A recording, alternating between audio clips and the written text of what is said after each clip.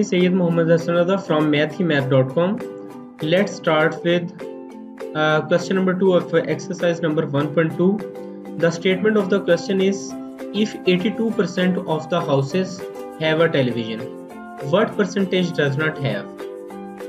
Question के statement के मुताबिक आप ये सपोज कर लें कि कोई एक कम्युनिटी है, इस कम्युनिटी के 82% घर ऐसे हैं जिनके अंदर टेलीविज़न मौजूद है, तो कितने परसेंट ऐसे घर हैं जिनके अंदर टेलीविज़न मौजूद नहीं है? ये स्टेटमेंट है क्वेश्चन की।